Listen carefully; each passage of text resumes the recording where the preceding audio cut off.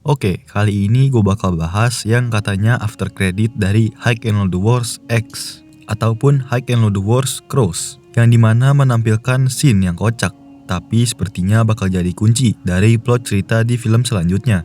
Oke, nggak usah lama-lama.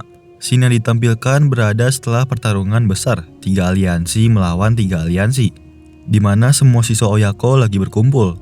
Di situ anak-anak kelas 2 dan kelas 1 punya permainan, di mana mereka akan melemparkan banyak kartu, yang dimana 6 kartu sudah ditempelkan tiket kencan buta. Di sini kelihatan Kiyoshi makin mirip sama Makise, Saknean, dan kalau boleh gua tebak Kiyoshi ini nantinya bakal dapat kartunya. Ya nggak tahu juga deh, kan belum ditonton. 6 tiket kencan, mungkin aja yang dapat adalah Kiyoshi, Jamuo, Nakaoka, Nakagoshi, Fujio, dan yang terakhir antara Yasushi dan Motoaki. Nah, apa hubungannya kencan ini dengan film selanjutnya? Di sini gue punya teori menarik buat kalian. Teori gue berasal dari kilas balik di High and Low season pertama, yang dimana Kazuya dan Tetsu lagi nyari cewek buat kencan di daerah White Rascals. Dari situ Kazuya nggak sengaja terlibat sama satu cewek yang lagi transaksi narkoboy, dan Kazuya dituduh membawa USB, yang juga salah satu dari barang transaksi, yang akhirnya Kazuya dikejar-kejar geng White Rascals. Selayaknya dia dikejar-kejar oleh hantu. Kemanapun dan sejauh apapun dia pergi dan mengumpat, geng Rascal bakal tetap mengikutinya dan berlagak kayak orang gila. Asli, serem banget kalau kayak gini, apalagi malam-malam.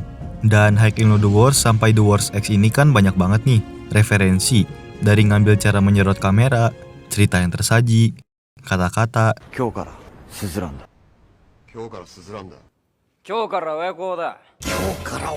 dan bahkan selalu disambungkan dengan film sebelumnya, kayak Cross Zero 1, 2, Cross Explode, sampai High and Low series. Dari sini gue bisa berteori kalau cewek yang dikencani Nakagoshi nantinya bakal berasal dari klub Heaven White Rascals.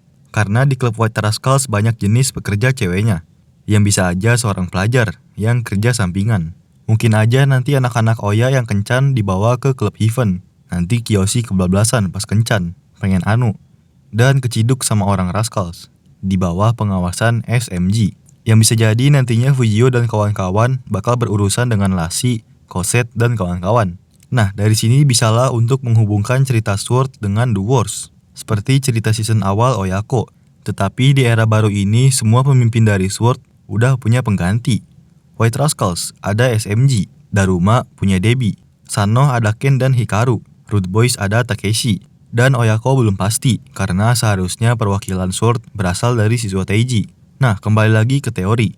Karena Teiji Oyako di film yang baru ini nggak ditampilkan, bisa aja case untuk pemimpin baru Teiji Oyako lagi disiapin. Dan nantinya bisa aja ada sedikit gesekan antara siswa Zenitsu dan siswa Teiji. Karena adanya perjanjian Sword, bisa aja pihak Sano sebagai penengah bakal ngelindungin Fujio dan kawan-kawan. Dan Kiyoshi bakal dapat teguran, ataupun Nakagoshi juga.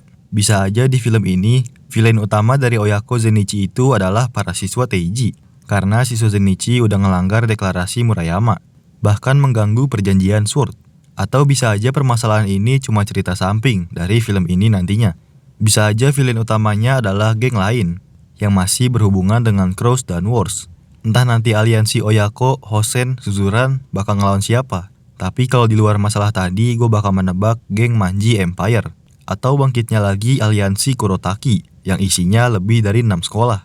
Ataupun alternatifnya ada geng atau sekolah baru yang kekuatannya sebanding dengan aliansi Oyako, Hosen, dan Suzuran. Atau nantinya Oyako Teiji, Zenitsu bakal collab dengan Hosen dan Suzuran melawan aliansi SWRD generasi kedua. Jadi pas kan 4 geng lawan 4 geng. Ya udah liar banget sih teorinya. Intinya dari cerita kencan buta tadi bisa muncul teori-teori kayak yang udah gue bahas.